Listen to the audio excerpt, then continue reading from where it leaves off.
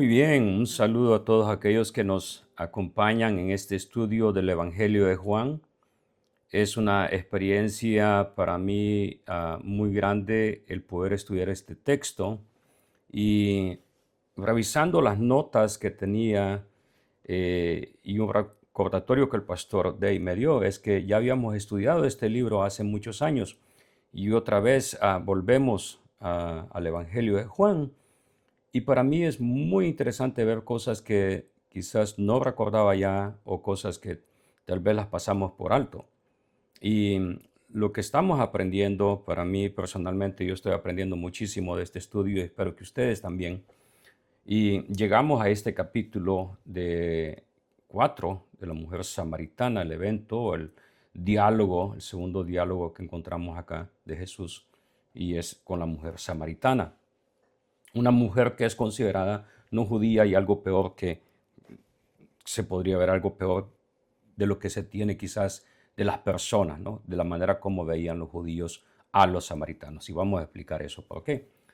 En la primera parte del estudio de este texto de Juan 4, 1 al 15, que es la parte que hemos dividido acá en este estudio, todavía no concluimos con la mujer samaritana y creo que vamos a seguir estudiando todavía más. Pero al llegar a este texto, una de las cosas que cuando vimos la primera parte de este estudio, que era cuando Jesús se dirige hacia el norte, una de las cosas que vemos acá y que aprendimos es cómo el Señor Jesús se movía y ministraba a través del poder del Espíritu Santo, tal como también los escritores del Nuevo Testamento lo dejaron ver, ¿no?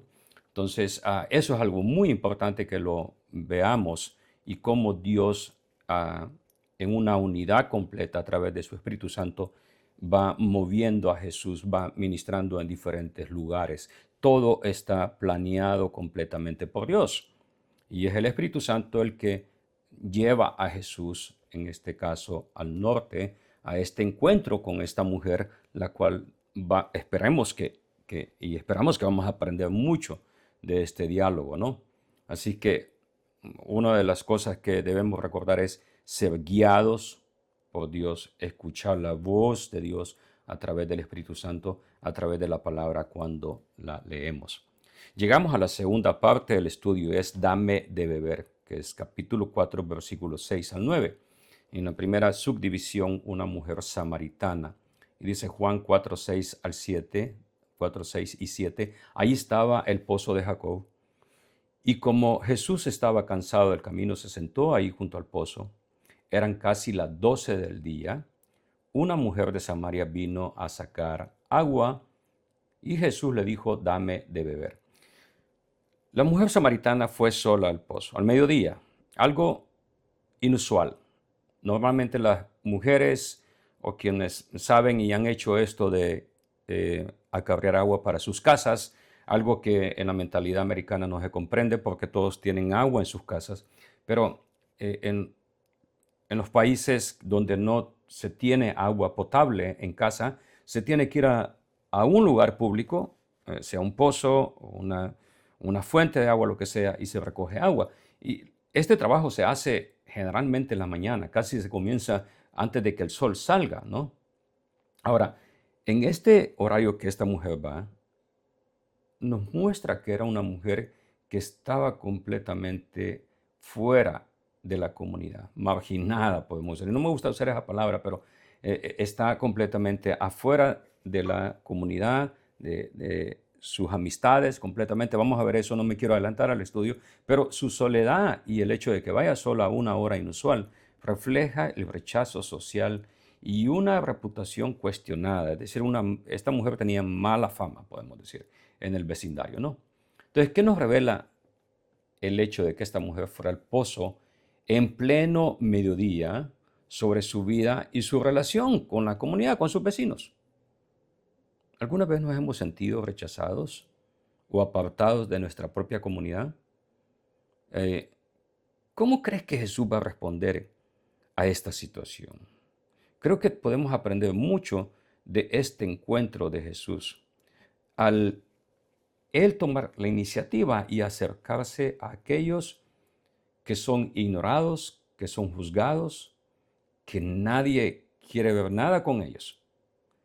¿Qué enseña este encuentro, no? Sobre la disposición de Jesús a acercarse a ellos? ¿Y cómo podemos nosotros imitar a Jesús? Buscando, valorando a quienes la sociedad los ha desechado.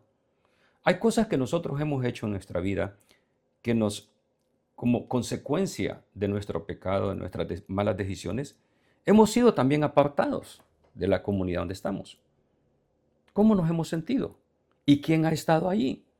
En ese tiempo en que somos echados, vamos a decir, de nuestro grupo de amigos que teníamos por X pecado, por X situación, ¿no? Es decir, por cualquier situación que hayamos enfrentado, ahí conocemos los verdaderos amigos. Ahí conocemos quiénes son verdaderos nuestros verdaderos amigos y conocemos también y nos llegamos a dar cuenta que Dios nunca se aparta de nosotros. Dios siempre está con nosotros. Nosotros somos los que nos podemos alejar, pero Dios está con nosotros. Dios está ahí. Y el encuentro con esta mujer es un reflejo de eso. Muy bien, llegamos al punto B, subdivisión B. ¿Cuál es el problema con los samaritanos? El problema con los samaritanos. ¿Quiénes eran y por qué eran tan despreciados? Yo sé que quizás esto necesitaría un estudio aparte para comprender quiénes son los samaritanos y no pretendo cubrir todo lo que podría cubrir en este pequeño estudio de Juan, pero voy a tratar de llevarlos un poquito a comprender quiénes eran los samaritanos. Cuando leemos el Antiguo Testamento sabemos que, voy a remontarme, ¿no?, muchos años atrás del evento en que estamos leyendo aquí, de la mujer samaritana, pero cuando leemos el Antiguo Testamento, sabemos que Israel se dividió y a veces leemos los libros del Antiguo Testamento y no comprendemos esto, ¿no? La división de los reinos, el norte y el sur. Por ejemplo, cuando leemos Crónicas, Reyes, libro de los Reyes, encontramos eso. Los reyes del norte, los reyes del sur. ¿Qué es todo eso, no? Bueno, Israel se divide cuando Salomón muere, ¿no? Y se divide en lo que es el reino del norte, que se llama Israel. Ellos se quedan con el nombre. El reino del norte se queda con el nombre de Israel. Son 10 tribus, ¿no? Y Judá en el sur. Entonces, ¿qué es lo que sucede ahí? Jeroboam lleva al reino del norte las 10 tribus, la mayoría de gente se va con él. ¿Y qué es lo que hace este hombre para mantener unida la nación y que no necesiten ir al templo de Salomón, el templo hermoso que tenía Salomón? Bueno, él simplemente hace y crea una nueva religión. Vuelve otra vez la historia del Éxodo, hace 2 becerros de oro y los coloca uno en cada lugar, en Betel y en Dan, ¿no? Que son lugares sagrados, podemos decir que los israelitas veían como lugares sagrados. Ahí habían sucedido muchas cosas grandes de Dios, apariciones de Dios y todo. Entonces eran lugares que la gente veía como algo sagrado. Entonces él usa esos lugares sagrados, pero pone unas imágenes, unas estatuas, unos becerros de oro, los coloca ahí y establece una nueva religión. Entonces el reino del norte estableció la idolatría como religión oficial, ¿no? Entonces se divide, quedan divididos las 2 naciones, se vuelven 2 naciones, Israel, el reino del norte, y Judá, ¿no?, que es el reino del sur. Bien, ahí pueden ver ustedes en el mapa cómo aparecen ahí, ¿no?, cómo se divide entonces la nación tras la muerte de Salomón. Ahora, Israel nunca se recuperó espiritualmente. Israel es lo que en el tiempo de Jesús se conoce como Samaria. Y Dios trajo un juicio. No, Asiria ataca a Israel en el año 722. Ahora yo les doy los años, pero no pretendo que se memoricen los años. Nada más 200 años después vamos a decir de que se divide la nación. El reino del norte prácticamente deja de existir porque es atacado. El rey de Asiria lleva la mayor parte del pueblo, los sobrevivientes de Israel, se lo lleva y deja gente ahí que son los débiles, los enfermos, no se los lleva, esos quedan ahí en Samaria. Y lo que hace es que trae gente de otras naciones y las pone ahí a vivir con ellos y se mezclan. Entonces ahí hay una mezcla entre los, vamos a decir, los hijos de Jacob, los hijos de Abraham, ¿ok? Las 10 tribus se mezclan con otros de otras naciones. Entonces se pierde prácticamente el ADN, se pierde la sangre ahí, en esa mezcla que sucede ahí en el Reino del Norte, ¿no? Entonces 200 años después sucedió eso. Entonces, ¿qué sucedió en el Reino del Sur? También algo similar. El Reino del Sur duró un poco más tiempo, en el año 586 también.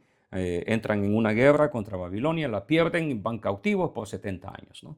Entonces las dos naciones, tanto el Reino del Norte y el Reino del Sur, podemos decir, son destruidas, ¿no? De cierta manera. Quedan algunos ahí, pero bueno. Ahora, es interesante esto. El Reino del Sur no se vuelve a recuperar. No tenemos una nota de que vuelven los que se habían ido, vuelven a Samaria, a esa parte. No tenemos nada de eso. Pero el Reino del Sur, por la promesa que Dios había hecho a David, vuelven. Ellos solamente están 70 años exiliados, una generación. Ahora, cuando los exiliados regresan, no de Babilonia, a Judá, a Jerusalén, que es el área más, pues, connotoria, ¿no? Reconocida como parte del reino, se dedican a reconstruir el templo, ¿no? Están reconstruyendo el templo estaba quemado, estaba destruido, lo comienzan a reconstruir. Entonces los samaritanos, sus vecinos, vamos a decir sus hermanos, bueno, medio hermanos ahora, primos, no sé, porque se habían mezclado con los demás, querían participar con ellos, ayudarles a reconstruir el templo. Pero estos en Jerusalén los rechazan y les dicen que son mestizos, que son paganos y no quieren nada con ellos, ¿no? Entonces son rechazados. Entonces se forma un odio profundo entre los dos pueblos. Alrededor del 400, estamos hablando de 500, ahora 100 años después, los samaritanos deciden hacer un templo en el monte Gerizim, ¿no? Y construyen un templo. No tenemos idea de cómo era este templo, no tengo mucha información sobre esto, pero construyen un templo en Samaria con la aprobación de Alejandro Magno, o el Grande, pero unos 300 años o menos de 300 años después, ¿no? Se produce una revuelta en Jerusalén con los judíos, por eso se llama judíos, Judá, y van y destruyen el templo de los samaritanos. Piensa esto. Primero los samaritanos eran rechazados. Después que construyen el templo, van los judíos y le destruyen el templo a sus hermanos. Y allí encontramos ya una enemistad que va escalando, ¿no? O sea, va subiendo de tono. Increíble, ¿no? Todo esto que sucede. Entonces, ¿qué hacen los samaritanos como venganza? Fíjate bien esto. Estamos hablando de años, 900 años de enemistad. Los samaritanos, ¿qué hacen? Van al templo de Jerusalén en el tiempo de la Pascua y para profanar el templo de Jerusalén, esparcen o tiran huesos humanos a su alrededor. Ahora, pensemos esto. Esto es solamente uno o 2 años antes de que Jesús visitara el templo con su papá, con José y María. Entonces nos damos cuenta que cuando hablamos de la enemistad que había entre samaritanos y judíos, no alcanzamos a comprenderla porque no conocemos todos estos detalles. O sea, ha habido destrucción, ha habido venganza, ha habido guerra entre ellos, muerte. Ahora, una enemistad que ha durado 900 años. ¿Cómo Jesús va a poder solucionar esto? Podemos ver aquí una reflexión para nosotros, podemos ver aquí la enemistad y pleitos entre familiares. El enemigo siempre hará que el conflicto perdure y la división continúe. porque esa es su especialidad, ¿no?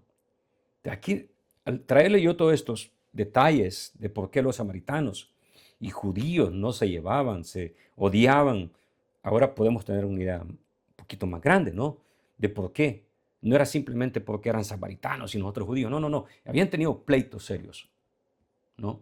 Una división grande. Ahora, llegamos al punto C de nuestro estudio. Jesús es diferente. Dice Juan 4:7-9, una mujer de Samaria vino a sacar agua y Jesús le dijo, Jesús es el que comienza la conversación aquí, dame de beber, ¿no? Podemos tratar de ponernos en los zapatos de la mujer samaritana por un momento. Ya hemos visto, ¿no?, qué es lo que sucede en su posición social, acerca de su mala fama y todo eso. Pero ella viene específicamente al pozo al mediodía por una razón. ¿Por qué? Que no quiere hablar con nadie. Ella no quiere tener nada que ver con nadie, ni de su comunidad, ni mucho menos de los judíos. Y mira hacia el pozo, hacia donde ella está, y ve a un hombre sentado ahí. Y todavía, con mucha más sorpresa, a medida que se acerca, puede ver que es un hombre judío. Claro, por su ropa, ¿no? Apariencia. Eso es peor. Y la otra cosa que sucede es que, bueno, va a ignorarlo, pero Jesús no deja pasar el momento ni la oportunidad. Él sabe que tiene que tener este encuentro con esta mujer para hablarle y darle las buenas nuevas. Ahora, ella escucha de parte de este hombre que ella no tiene idea de quién es, le dice, dame de beber.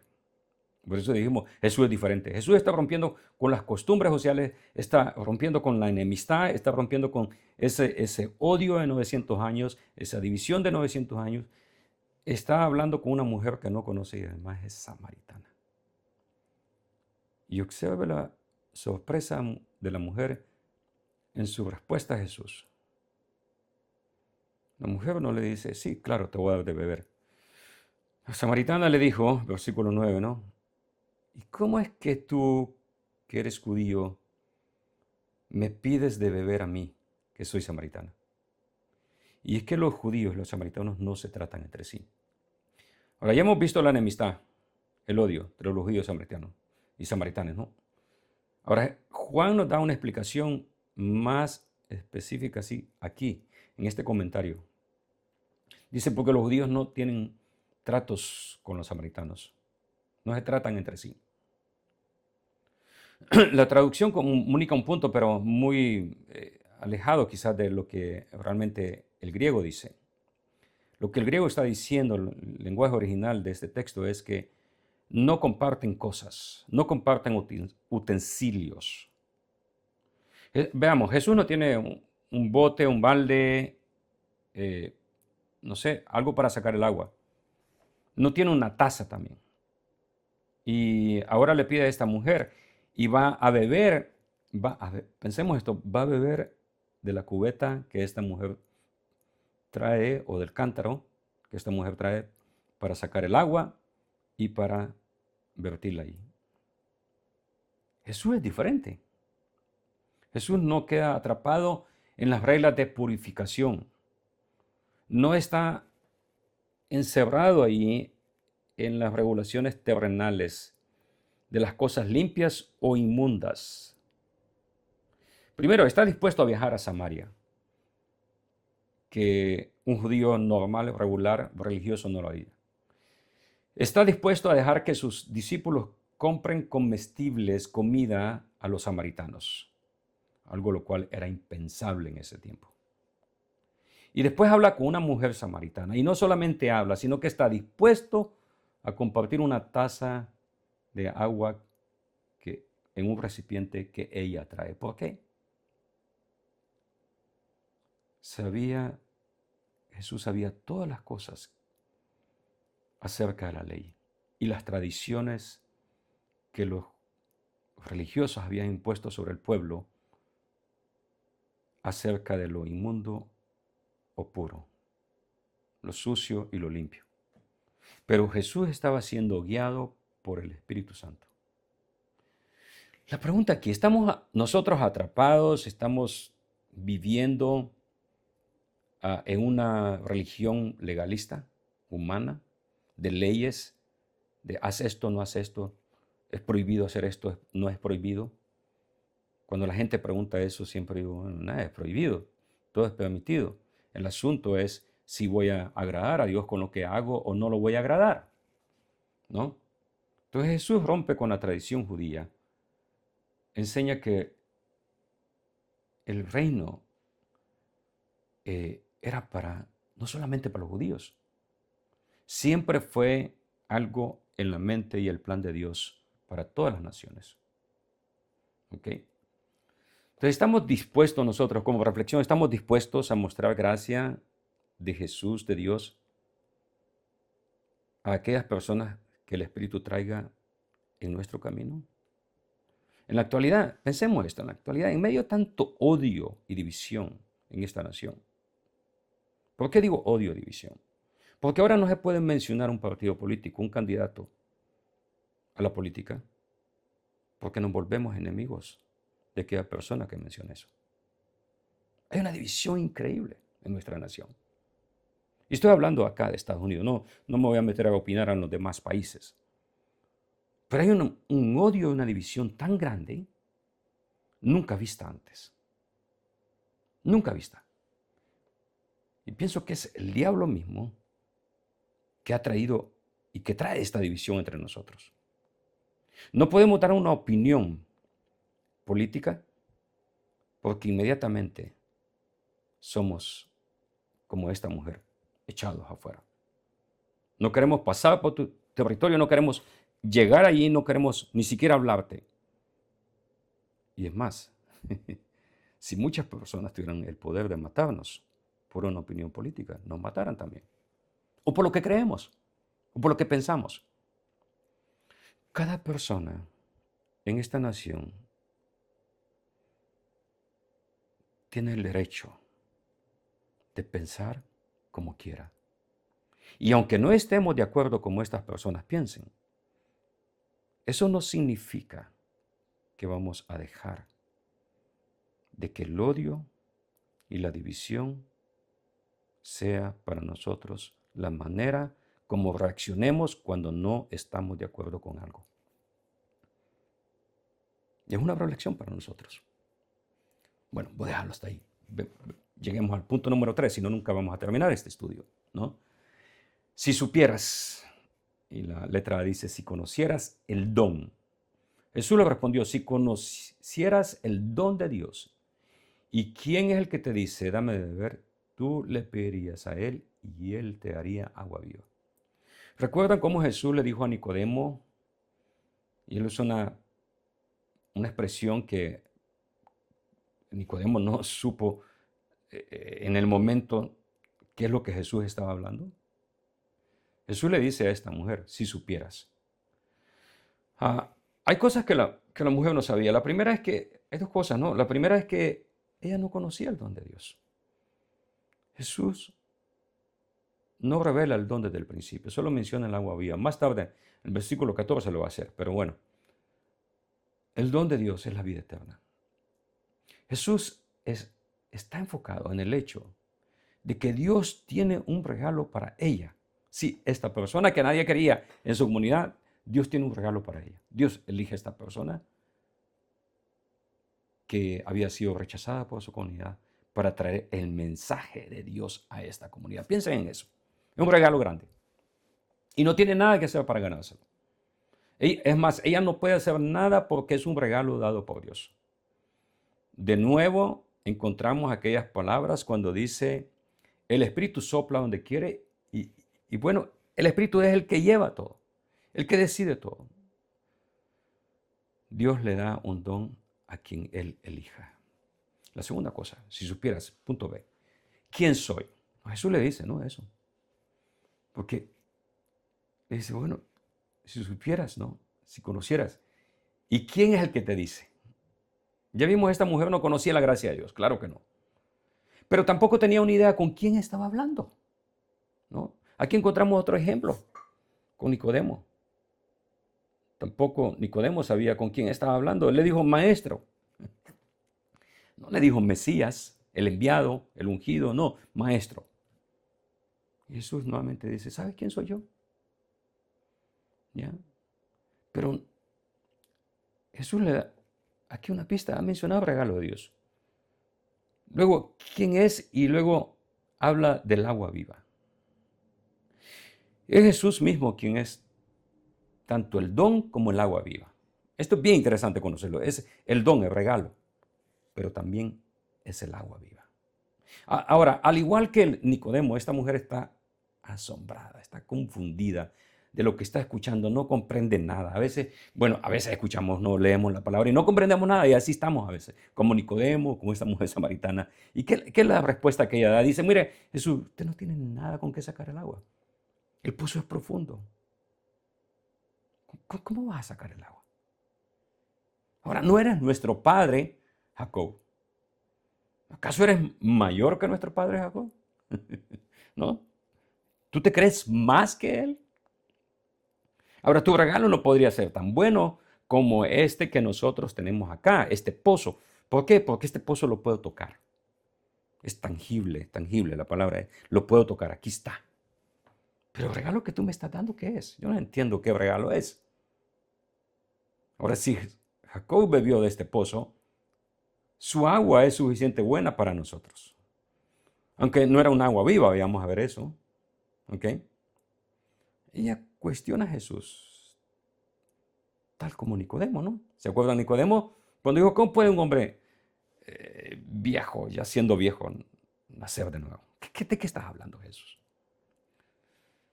Reflexionemos. La samaritana solo veía el mundo natural. No podía ver el mundo espiritual. Su ceguera religiosa. Piense esto. Su ceguera religiosa. La religión nos cega. No podemos ver. Y el nacionalismo. Nosotros los samaritanos. Nuestra religión y nosotros los samaritanos. Nuestra nación.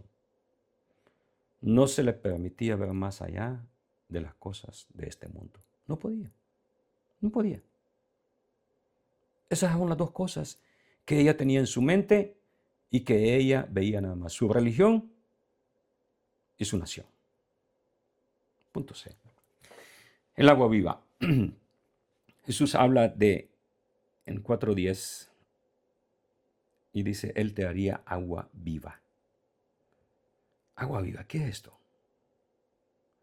El agua viva es una forma hebrea, es decir, de los judíos, de describir, de los israelitas, de describir el agua de un manantial, de agua nacida de un arroyo y que corre, que no está detenida como un pozo.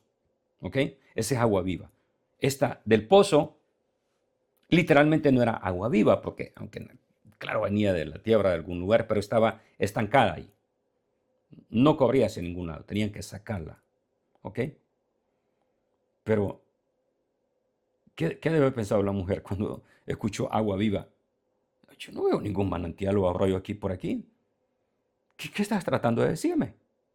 ¿No? Cuando la samaritana escuchó la expresión agua viva, yo no veo agua viva aquí. Yo no veo ningún manantial, ningún arroyo aquí. Nada donde el agua salga, nazca y corra, ¿no? Así como Moisés en el desierto que sacó agua viva de la peña. Aquí hay otro ejemplo de una persona que habla con Jesús y no comprende la parte espiritual. Y no digo esto para culparnos. Cuando venimos a Cristo así también. No tenemos idea de lo que a veces el pastor habla, el predicador o el maestro habla. Nos confunde. Y perdón a veces por eso. A veces quisiéramos ser más claros y específicos para que el mensaje, y sencillos para que el mensaje llegara a todos, ¿no? Ahora tiene que haber un cambio radical en la persona antes de que pueda tener ese entendimiento espiritual. Dios tiene que hacer una obra del nuevo nacimiento. Debe nacer de lo alto. Debe de beber el agua viva. Ahora, una vez más, no podemos perder el tema. No. El agua viva, vemos que Jesús habla y usa una verdad espiritual para quitar la parte terrenal que había. Esta agua simboliza la vida nueva que viene de nacer del Espíritu Santo y sacia, no, nos deja satisfechos la sed del alma. Juan 3:5 dice, y respondiendo Jesús a Nicodemo, de cierto te digo que el que no naciere de agua y del Espíritu no puede entrar en el reino de Dios. Esta es una declaración. El nuevo nacimiento es un milagro efectuado, hecho por Dios, usando esa expresión agua y espíritu. Yo espero que voy a tener que hacer otro pequeño estudio sobre el agua viva. Vamos a hablar después de eso. Juan 7:37.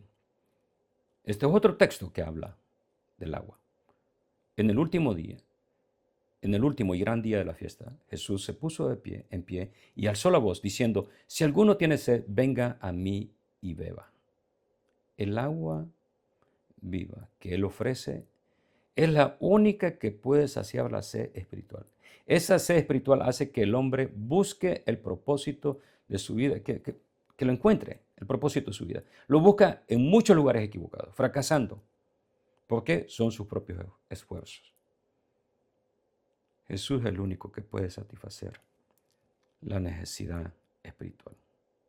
Ahora, ¿por qué Jesús usa aquí la expresión del agua viva? Solo voy a decir esto para después hacer un estudio diferente. Esta es una clara referencia. El agua viva de Juan capítulo 4 y Juan capítulo 7 es una clara referencia a su aspecto divino, a su naturaleza divina.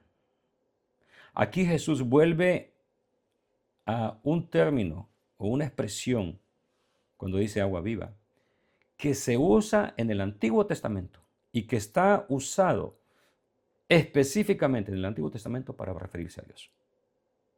Esto tendremos que verlo en otro estudio.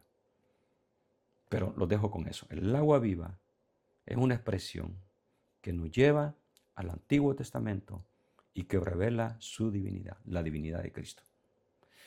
Ahora, reflejemos sobre esto, lo que aprendemos. Aquellos que están perdidos y vagando en el desierto del pecado van a morir de sed, a menos que vuelvan su mirada a Cristo y beban del agua que Él está ofreciendo. Él nos ofrece agua refrescante, no agua estancada en un lugar. Esta es agua de un manantial que fluye y que está lleno de vida. Gloria a Dios por eso, ¿no? Punto 4. Mi agua es diferente. Juan 4, 12, 15. ¿Acaso eres tú mayor que nuestro padre Jacob, que nos dio este pozo, del cual bebieron él, sus hijos y sus ganados? Es lo que dice la mujer samaritana, ¿no? Versículo 13. Jesús le respondió, todo aquel que bebe de esta agua volverá a tener sed, pero el que bebe del agua que yo le haré no tendrá sed jamás. Más bien, el agua que yo le haré será en él una fuente de agua que fluya para vida eterna. La mujer le dijo, Señor, dame de esa agua para que yo no tenga sed ni venga aquí a sacarla. ¿Recuerdas lo que esta mujer estuvo pensando? ¿Eres mejor que Jacob? ¿Tu agua es mejor que la de Jacob? Y Jesús le dice, sí.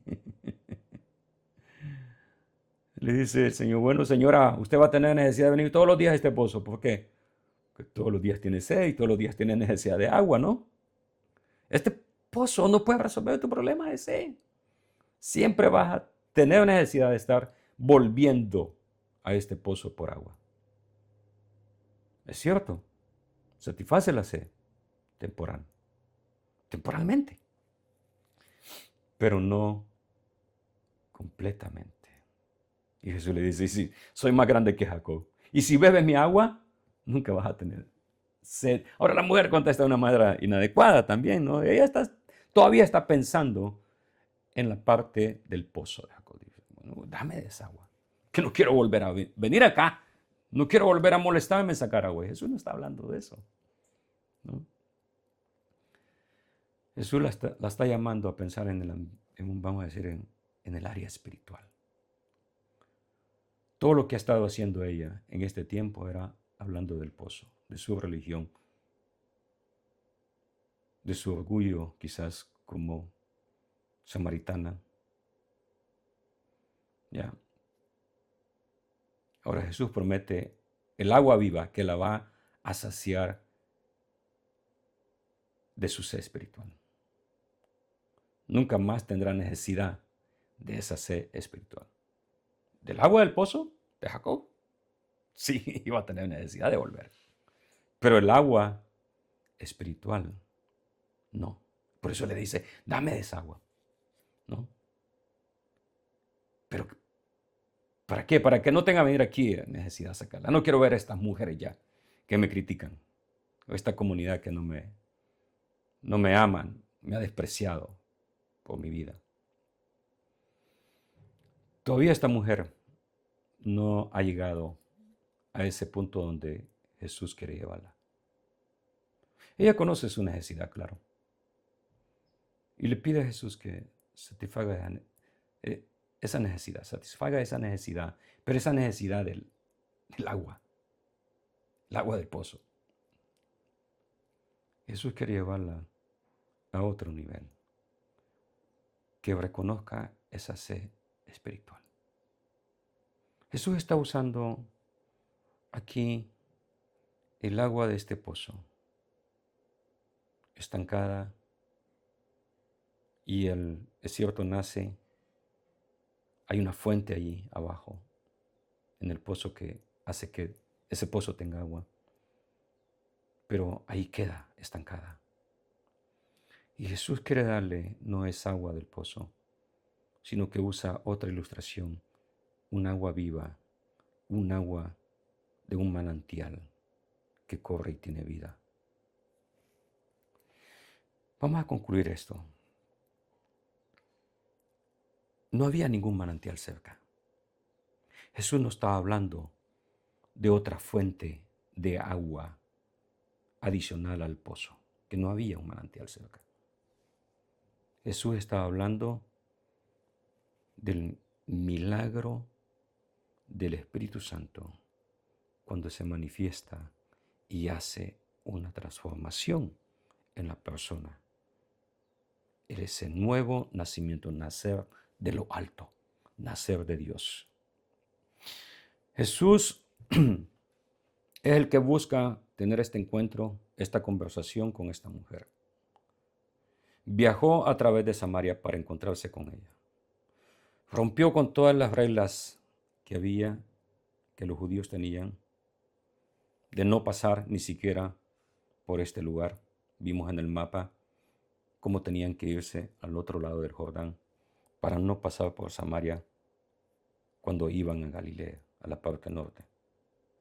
Pero Jesús decide y es guiado por el Espíritu Santo a pasar por Samaria. Y no solamente él, sino también sus discípulos. Jesús continúa buscándonos. Él es el que nos busca, no nosotros. Él es el que procura tener un encuentro con el ser humano. Y mira a esta mujer.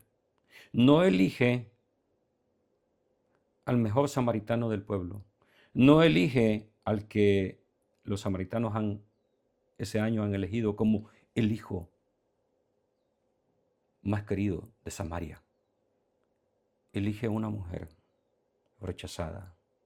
Y está dispuesto Jesús a reunirse con ella y tener una conversación y enfrentarla con su necesidad espiritual. ¿Te das cuenta? ¿Podemos darnos cuenta de eso, cómo Dios nos busca? A pesar de nuestros pecados, nuestras maldades. Que podamos decir, Señor, dame de esa agua que tienes. Quiero satisfacer mi necesidad espiritual. No con mis propios esfuerzos, sino a través de tu Espíritu Santo y de ese milagro que el agua viva trae a la vida de aquellos, oh Señor, que responden a tu llamado. Oremos, Padre, muchas gracias por esta parte del estudio que hemos llegado hasta acá, oh Dios, con este diálogo, en esta oportunidad de la mujer samaritana. Y permite que sigamos estudiando los demás versículos con una mente abierta totalmente a ti, oh Dios, para poder encontrar las palabras de vida y que podamos encontrar en ti, oh Dios, la única fuente de agua viva para saciar nuestra sed espiritual. Señor, permite que aquellos que están lejos de ti, aquellos que se sienten rechazados, puedan escuchar esta palabra y saber que tú les estás buscando a ellos. Gracias, oh Dios, por haber tenido misericordia de nosotros, rechazados, echados fuera de la sociedad, separados de la fe muchas veces, pero que tú nunca te apartaste de nosotros. Gracias, Jesús, por ese perdón y por recibirnos. Gracias, Padre, te damos a ti, oh Dios, por ese amor tan grande mostrado hacia tus hijos. Darnos el perdón de todos nuestros pecados y la salvación de la condenación que nos esperaba en el juicio final. Gracias, Dios. Te adoramos, Padre, y te agradecemos en Cristo Jesús. Amén y amén. Nuevamente, gracias por acompañarme en este estudio de la mujer samaritana y espero hacer otro pequeño estudio acerca del agua viva, porque creo que es muy importante que comprendamos esa expresión de Jesús y que veamos esa expresión a la luz del Antiguo Testamento. Así que los invito desde ya para que esta semana, si Dios me permite, voy a poder hacer ese otro pequeño estudio para compartirlo con ustedes, porque creo que es muy importante comprender las frases del Nuevo Testamento y cómo éstas nos llevan al Antiguo Testamento, algo que ya estaba escrito acerca de nuestro Señor Jesucristo. Mientras tanto, que Dios les bendiga y que tengan un buen día o una buena noche, cualquiera que sea el caso. Dios les bendiga. Amén.